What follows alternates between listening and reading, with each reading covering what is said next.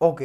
Hello दोस्तों, कैसे हो? बढ़िया होंगे। आज का ना वीडियो लेकर तो भाई आज हम लोग बात करने वाले हैं रोमन रेंग्स के साइड में एक नया ब्लड लाइन का मेंबर आने वाला है। वो कौन होने वाला है? उसके बाद द रॉक के बारे में भाई बहुत ही मतलब बार बार मैं आपको क्या ही बताऊं, बहुत ही इंटरेस्टिंग फिर से चीज़ पता चली। मतलब कहानी में ट्विस्ट आए रॉक के होते हुए, ऐसा हो सकता है क्या भाई? और इसके बाद बहुत सारी बातें करेंगे आज के वीडियो में। आपको कुछ नहीं करना है, देखना है वीडियो को लास्ट तक। देर किस बात की, चलो फिर स्टार्ट करते हैं आज की वीडियो। तो भाई स्टार्ट ही कर लेते हैं हम लोग, किक ऑफ करते हैं आज का वीडियो का रोमन रेंग्स से। तो भाई जेकब फाटू, सॉरी जेकब फाटू बोल रहा हूँ मैं आपको, जेला फाटू, जो कि इनके बारे में मैंने आपको बहुत सारी बातें पहले ही बताई हैं कि डब्ल्यू में आ सकते हैं। उन्होंने कुछ इंटरेस्टिंग कमेंट किया है। उन्होंने बोला है कि भाई रोमन रेंग्स जो भी काम कर रहा है वो बहुत सही काम कर रहा है। उन्होंने रोमन रेंग्स की तारीफ करी, फिर उन्होंने लपेट लिया सोलो सिकोवा और जेकब फाटू को। उन्होंने बोला भाई जेकब फाटू जब मेरे साथ पहले रहता था तो बहुत ज़्यादा अच्छा था, पता नहीं जब से सोलो के साथ, सोलो सिकोवा के साथ आया है ये क्या बंदा बन गया है। और सोलो सिकोवा को जब भी मैं देखता हूँ तो उसको मारने की होती है, क्योंकि वो मेरे फादर का जो समोन स्पाइक है वो उसको यूज़ करता है। तो ऐसे करके जेकब फाटू ने बोला है, और रोमन रिंग्स को उन्होंने तारीफ भी करी है। तो इस तरीके से ये जेकब फाटू का इंटरव्यू गया। और जैसे जैसे अगर आपने देखा होगा ब्लड लाइन के जो मेंबर्स आते हैं, मतलब जो अगर जेकब फाटू आने वाले हैं डब्ल्यू में, तो पहले से उसकी चीज़ें चलाना शुरू कर देते हैं। और जेकब फाटू का क्यों रोमन रिंग्स के साथ आना ये बताता है, क्योंकि सोलो सिकोवा यूज़ करते हैं समोन स्पाइक, जो कि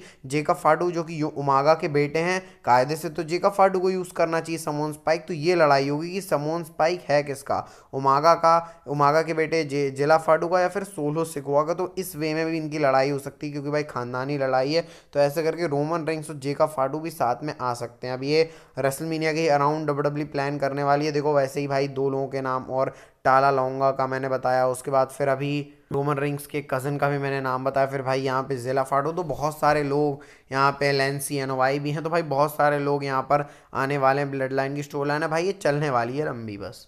तो कल स्मैकडाउन के बारे में ही बात कर लेते हैं। तो रोमन रिंग्स और ये ब्लड लाइन का कल सिनेरियो इंटरेस्टिंग हुआ स्मैकडाउन में, क्योंकि अभी सर्वाइवल सीरीज खत्म हुई है, जीते हैं, मैकिंटायर आए हैं। पूरी ब्लड लाइन का जो सिनेरियो है, सोलो सिकोआ भी वहाँ से रहेंगे।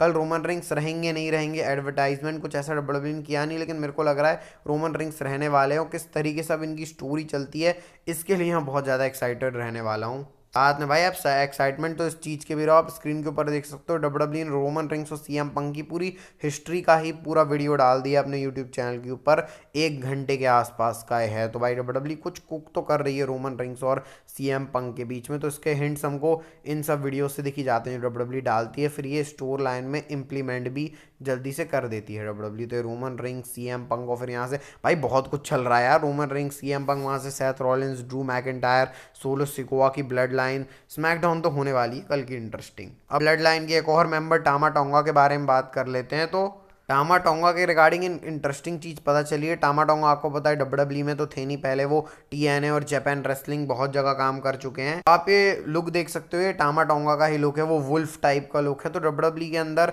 मतलब ये स्पेकुलेशन चल रही है कि उस लुक को भी लाना चाहिए टामा टोंगा को। भाई वैसे टामा टोंगा ने जिस तरीके से पहले बना लिया, पहले समझ में नहीं आता था है क्या बंदा टामा टोंगा, लेकिन अब जो जिस तरीके से वो या करते हैं और जिस तरीके से थोड़ा सा फनी एलिमेंट वो डालते हैं, वो इंटरेस्टिंग लगता है। मतलब डब्ल्यू के जो माहौल है उसमें टामा टोंगा एकदम फिट हो गए हैं। लेकिन वो इस रूप के साथ अगर सोलो सिकोआ की ब्लड लाइन में आते हैं तो और बैडएस ये हो सकती है। मतलब ये एक आइडिया है, सोचा आपको बताया था हूँ टामा टोंगा के बारे में कि भाई वो पास्ट में ये सब भी काम कर चुके हैं। वैसे टामा टोंगा की जो ग्रोथ है वो अच्छी दिख रही है मेरे को। पहले जिस तरीके से टामा टोंगा को मैं भी हल्के में ले लेता था, लेकिन अब भाई वो इंटरेस्टिंग स्टफ, रेसलिंग तो करते ही अच्छा है, लेकिन साथ साथ में वो जो एंटरटेनमेंट वाली चीज़ है और याया करके जो बहुत फेमस हो गया है भाई, वो भी इंटरेस्टिंग है वैसे।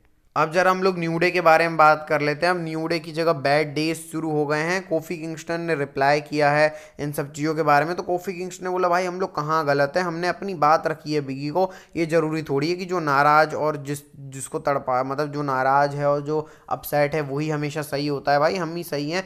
जब वो जिस तरीके से बात कर रहे हैं कोफी किंगस्टन की, भाई खाना खिलाया हमको, तुम्हारे मील की ज़रूरत नहीं थी। वो जो मैंने आपको ट्वीट दिखाया था कि जो बिगी की गर्लफ्रेंड है उन्होंने जो ट्वीट किया था, तो उसको कोफ़ी बोलते भाई खाना नाम खिलाया, हम खुद भी अपना मील खा सकते हैं, किसी के भरोसे हमको रहने की ज़रूरत है नहीं। तो ये बात कोफ़ी किंगस्टन बोल रहे हैं। कोफ़ी किंगस्टन को कोई बुरा भला ही लग रहा भाई, उन्होंने तो साफ साफ बोल दिया कि वही उन लोग ही सही हैं। तो भाई इस तरीके से अब तो ऑफिशियल, देखो ऑफिशियल तो हो ही गया, लेकिन अब कोफ़ी ने भी अपना जो ओपिनियन है बी के अगेंस्ट दे दिया। न्यू डे का आधा ब्रेकअप तो यहीं से हो गया है। बिगी तो कल्टी काट लिए हैं और अब अभी कोफी और एक्जेवियर बचे हैं। तो अभी न्यू डे किस तरीके से चलने वाली, इसका रीगिमिक कैसे डब्ल्यूडब्ल्यू करने वाली है भाई, ये बहुत इंटरेस्टिंग रहेगा। मेरे को मतलब पता नहीं था कि न्यू डे की जो स्टोरी लाइन होने वाली है वो इतनी इंटरेस्टिंग होने वाली है भाई। देखो अब जैसे जैसे टाइम बीतता जा रहा है, बिगी ये मैंने आपको कल वैसे पॉसिबिलिटीज़ भी बहुत सारी बताई, रेसलमेनिया 41 का ट्रिपल थ्रेट मैच कैसे हो सकता है, तो बाकी बहुत सारी डायरेक्शन भी हैं इसके रिगार्डिंग डब्ल्यूडब्ल्यू के दिमाग में, तो कर सकते हैं भाई। अब जरा जेड कारगिल के बारे में बात कर लेते हैं। तो जेड कारगिल को इंजरी हुई थी, मैंने आपको बताया था, तो वहाँ पे एक गलती हो गई थी भाई।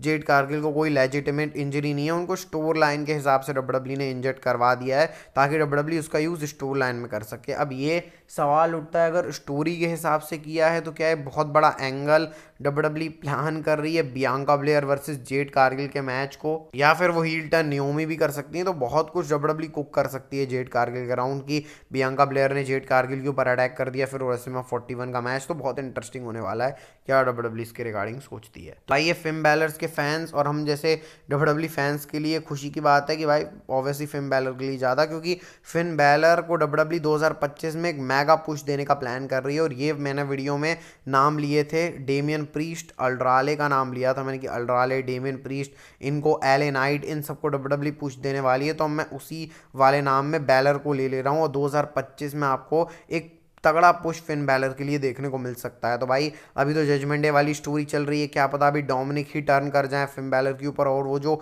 पुराना वाला फिन बैलर है वो हमको वापस देखने को मिल जाए। भाई बहुत मज़ा आएगा इस चीज़ के लिए, मैं तो इंटरेस्टेड हूँ कैसे डब्ल्यूडब्ल्यू इस चीज़ को करती है। अब चलते हैं भाई आज की नेक्स्ट फाइनल स्टोरी की तरफ, रॉक रेसलमेनिया 41 का स्टेटस। जैसे जैसे ये रेसलमेनिया 41 सामने आ रही है भाई, रॉक का मामला तो और भी ज़्यादा क्रिप्टिक होता जा रहा है। और ये मैं आपको आखिरी बार कुछ बता रहा हूँ रॉक का, जब तक बहुत कुछ पुख्ता नहीं आ जाता। रॉक का रेसलमेनिया 41 का स्टेटस अभी अनप्रिडिक्टेबल चल रहा है। डब्ल्यूडब्ल्यू प्लान्स में है बिना रॉक के रेसलमेनिया 41 करवाने की, कि भाई अगर रॉक नहीं आएंगे तो फिर बैकअप्स क्या हैं उनके बारे में बात कर रहे हैं। और यहाँ पर रॉक के बारे में ये भी बात हो रही है कि अगर रॉक को कुछ करना होगा रेसलमेनिया, वो सीधे एरी मैनुअल के पास जाएंगे जो कि पूरे टीकेओ ग्रुप के हेड हैं, उनसे जाके बात करेंगे और सीधे रेसलमेनिया वैसे हो जाएगा। मतलब ट्रिपल एच को भी के ऊपर से भी रॉक कर सकते हैं क्योंकि उनके पास कॉर्पोरेट पावर है। तो इस तरीके से भी रॉक अपनी चौड़ मार सकते हैं। फिर भाई आपको फैंस का तो पता ही है, उन्होंने ट्रोल करना शुरू कर दिया रॉक को। उन्होंने बोला कि भाई फाइनल बॉस ये डब्ल्यूडब्ल्यू का कैरेक्टर नहीं, रियल लाइफ में भी है, बहुत ज़्यादा चौड़ दिखाता है, ईगोस्टिक, एरोगेंस, ये सब लोगों ने बोला। लेकिन ये है स्टेटस, तो अनप्रिडिक्टेबल चल रहा है। रॉक आ भी सकते हैं, नहीं भी आ सकते हैं। वैसे बहुत टाइम पहले भी ये चीज़ चल रही थी, लेकिन रॉक ने बोला कि ये सब बीएस में जो है भरोसा मत करो। लेकिन भाई क्या पता डब्ल्यूडब्ल्यू खेल भी रही है हम लोगों के साथ कि प्रिटेंड करवाए कि रॉक नहीं भी आ सकते हैं और बाद में रॉक आ जाए सरप्राइज के तौर पे, तो कुछ भी हो सकता है। देखो अभी रॉक का जो मामला है रेसलमेनिया 41 का वो असर्टेन है। मेरे को तो ऐसा लग रहा है भाई रॉक आएंगे, ऑब्वियसली बात है। मोआना 2 के अंदर जब उन्होंने कोडी रोड्स के साथ कुछ चीज़ फिल्म करी है तो रेसलमेनिया की रिगार्डिंग होगी। बाकी अब जब मेरे को पुख्ता कुछ पता चलेगा रॉक के बारे में तभी बताऊंगा, बार बार ये हफ्ते बताने का कोई मतलब नहीं भाई। ये वीडियो अच्छी लगी तो लाइक सब्सक्राइब कर देना भाई। मिलते हैं कल आपको स्मैकडाउन के रिव्यू के साथ। लाइक भाई लाइक सब्सक्राइब कर दिया करो, मोटिवेशन मिलता है। चलो स्मैकडाउन के रिव्यू के साथ मिलते हैं। हेल्थ के रखना, health is wealth, bye bye, take care.